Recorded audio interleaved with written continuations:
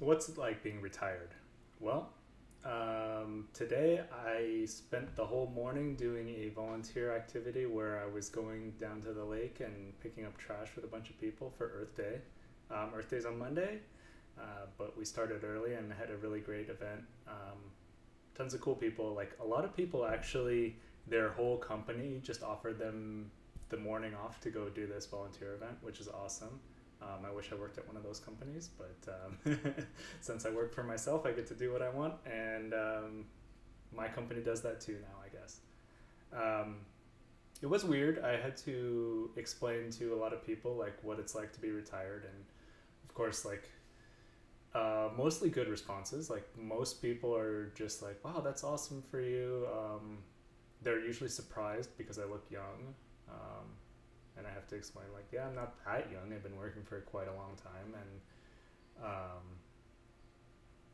and there's a lot of curiosity. I think one of the big things that I say is when you're looking to retire early, usually there's a formula where you take whatever your projected burn rate is and then multiply that by some factor like 25x and say that's how much you have to save in order to comfortably retire and replace your income with investments and things like that.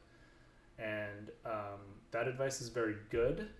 I would say the slight modification that I'd make to that is, if you're gonna base your life decision on something like some target number like this, you should spend more than just like 5 minutes calculating that number. So, like, yeah, it's very hard to predict what's going to happen in the future, and you want to play it safe and all that kind of stuff. But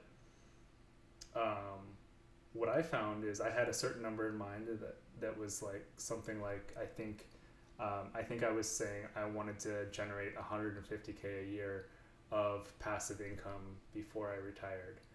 And when I really looked into it, there's no way I would spend that much money. I've never spent that much money in my life. My lifestyle would have to change quite a bit for me to spend that much every year, and and so what that meant was I would end up working many, many more years than I actually had to in order to get to that level of income where I felt comfortable retiring. And then I would just never end up spending the money anyway. So it was kind of like a less than optimal solution. Like, sure, it would feel safer. And that's another aspect that's kind of hard to deal with. I think no matter how much money you have in the bank, um, feeling like you're allowed to spend more than you're making is a weird thing. Um, I guess I'm not actually spending more than I'm making, but you don't feel the same making money off of stocks as you do making a consistent paycheck, saving some of it and investing some. To make that shift from I'm saving more than I'm spending to I'm spending down this money, or I'm actually liquidating stocks every month, even though like my total balance has been going up. um, I still have to sell some stocks every month to pay the rent and stuff. So that kind of mindset shift is a little bit challenging to deal with. So that's something that you have to get used to, and I'm still getting used to that. Um, but yeah, I think I was definitely on track to work a lot longer than I had to for money that wouldn't necessarily make me that much happier. Um, so as long as you're happy at work, having fun, and enjoying what you do, then keep going. But I think if you are not happy and you're just waiting to hit a certain number or a certain date, um, you know, question that. And it might not be that much of it might be a little bit flexible. That's all I'm saying is when I really dug deep and did the numbers, it turned out I needed far less than I thought I did to retire. And the worst case is you go back for a few years at some point, and you still kind of end up more or less where you would have been.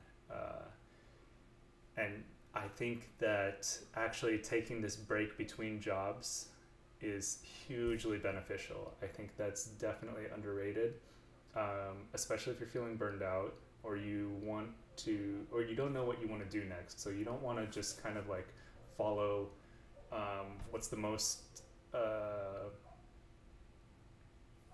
profitable or most like highly paid opportunity. You want to design your life in a way that feels more meaningful to you.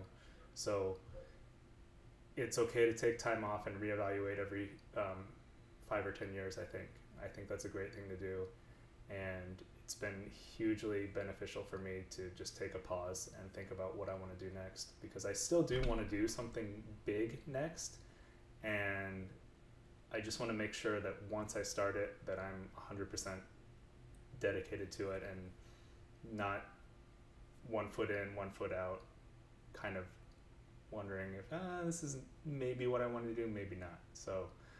Um, so yeah, taking time is a really good thing to do. Otherwise, I just finished my run today. 10 miles feels good. 2 more weeks until the marathon.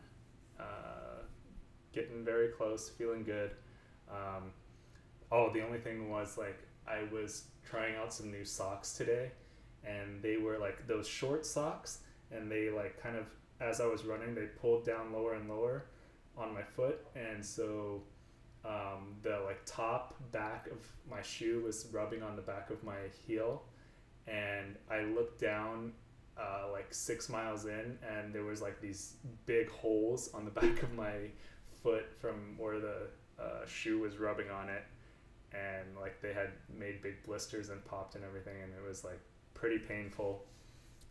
So I was thinking about cutting it short at that point, and for whatever reason, I was just like, no, I'm just gonna do it. I skipped running yesterday.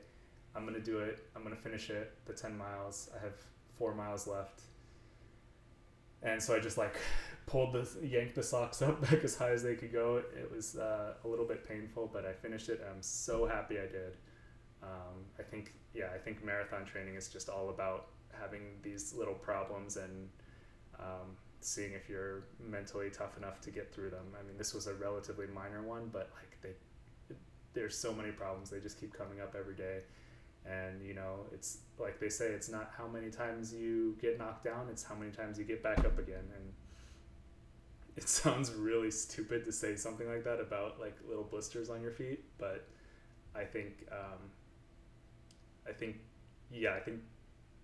if you approach every problem like that, then you like slowly build up mental toughness, and when really big issues come up, then maybe you're a little bit better prepared to deal with them. So hopefully that is the worst thing that I experienced between now and the race, but we'll see.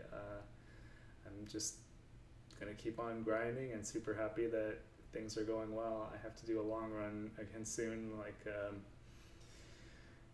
I did 15 miles last week, and that was really tough. So hopefully get close to 20 miles this week, and be feeling confident going into the race on the 5th.